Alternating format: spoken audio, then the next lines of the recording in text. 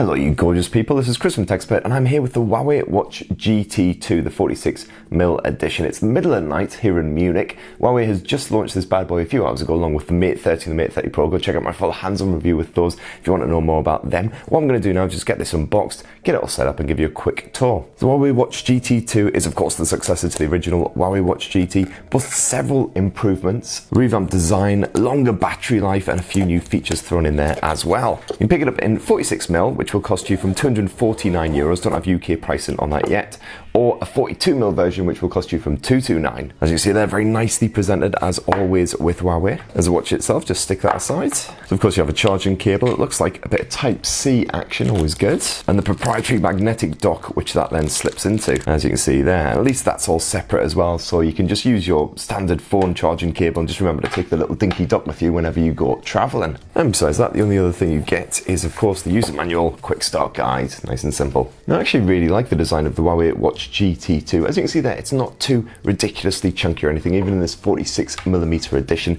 Here's the Samsung Galaxy Watch, the one from last year. In comparison, as you can see, it's much thicker, much wider bezels and everything as well. You got a nice perfectly flat piece of glass there, nice crystal bezel design with, as you can see there, the etchings and everything. And it feels suitably tough and rugged as well, this metal band, and certainly reckon that should resist scratches and scuffs quite nicely. I went hands-on with the 42mm version yesterday at Huawei's massive launch. It's a lot more elegant, a bit more slender, got a slimmer body and practically no bezels around it as well. There's none of that etched design or anything as well. It's still a little bit on the chunky side, but besides that, it does look very nice. It'll be good for skinny wrists, just like mine really. And this one I have here is of course the black model, but you can pick it up in a few different colourful variations and of course with different straps as well. It's a standard 22mm strap with a quick release catch, so you can just pull that off and get yourself a new strap slapped on there. So you can have, for instance, a silicone one for doing your bit of jogging down the street, or you can slap on a leather one for your night out on the town. Let's just see if we've got any gas in the tank, and then hopefully we can do a quick setup and get a tour of the system as well. Yeah, looks like it. As you can see, you do of course get two physical buttons here on the side. This top one acts as a power button and it also loads up your apps. First step is nice and easy. All you need to do is download the Huawei Health app, which is freely available on the Google Play Store, the Apple App Store as well. Let's get through all the T's and C's and log in with your Huawei ID. And then once you're all logged into the Health app, all you need to do is head to the devices section, stick on ads, and then we've got Huawei Watch GT2 right in there, even though it only just launched yesterday. Nice to see that the app is immediately updated. And then the two will pair up nice and easy like that. Super simple. And as you can see there, you can choose exactly what notifications you get from all of your apps as well, so you can pick only the ones that matter most to you. Now it's a 1.39-inch OLED display here on the Huawei Watch GT2. So pretty standard for a modern day premium smartwatch.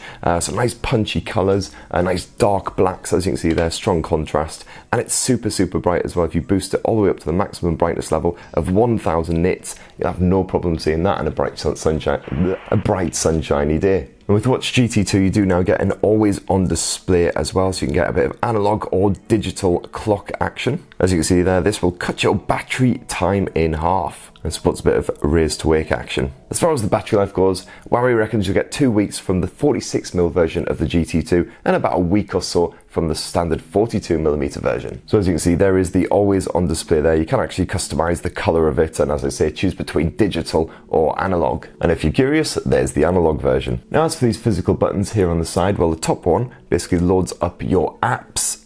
So you can see there, you just get a nice simple straightforward scrolling list of all of the apps pre-installed. You do get quite a lot on there, quite a lot of fitness ones, as you can see, breathing exercises, so things just to de-stress you. Tough work doing all this YouTube shenanigans. All the usual alarms, flashlights, etc, etc. It's not quite as funky as the sort of the scrolling circular list which you get on the likes of Android Wear, but it's absolutely fine. And then another tap of that top button just takes you back to the main watch face. As for this bottom button, by default it's set to bring up your exercise fitness style stuff, so you can get ready, get a workout on the go. However, you can actually fully customize that. Just dive on into the settings and go to down button. Again, pretty straightforward stuff, and then just stick on whichever app you feel you're going to be using the most. And of course, as usual, you get a pretty decent selection of standard default watch faces as well. A selection of analog and digital ones, so you can sort of pick one that suits your own particular tastes, and obviously quite a few of them have a lot of information on there as well. So for instance, if you're into your fitness, something like this will do. You can see exactly how many steps you've done, calories burned, and battery life remaining as well. Impressively, you can actually use the Huawei Watch GT2 to answer calls as well, because it's got a built-in speaker as well as a mic. So as you can see there, you've got direct access to your contacts and your call log, and you can actually use it to listen to music as well if you're like absolutely desperate, you don't want to have your headphones on you. You know what, the speaker quality is actually pretty good. I give it a testing out in the demo booth. It's better than the likes of the Fossil Watch Gen 5, which is a bit crackly and rubbish. But would I use it to jam to tunes on the bus? Probably not so much. And as briefly touched on before, you've got full fitness tracking on there as well. Lots and lots of all of your standard stuff, walking, running, cycling. You can of course do full swim tracking as well, as this watch is water resistant to 50 meters, and it can even measure your heart rate as you're swimming. As you see there, you've got full health monitoring via the app. It's well sleep tracking, heart rate monitoring, all the rest of it. And you can also, of course, completely configure the device itself. So get it all set up for your sleep tracking, your heart rate tracking, and all of the other important settings. And of course, from here, you can also select a new watch face, download new apps, things like that. And last up, it's the Huawei Kirin A1 chipset powering the GT2 watch. So far seems perfectly nippy. Certainly my hands on time yesterday as well. Seemed like a nice, impressive bit of performance, no worries there. So as you can see, as you're flipping through all of your various screens, nice and smooth. And the interface itself, nice and simple as well. As you can see, you've got access to all of your main information, mostly health related stuff, just by swiping around. And then if you want notifications, that's just a swipe up from your main watch face. So right there is just a taster of the new Huawei Watch GT2. As I say, I'll be fully reviewing this 46mm version, so stay tuned for my in-depth thoughts on it next week. But what do you reckon? Are you tempted by the GT2? Definitely be great to hear your thoughts. Slap them down in the comments below. And please do subscribe and ding that notifications bell for more on the latest and greatest tech. Cheers everyone, love you!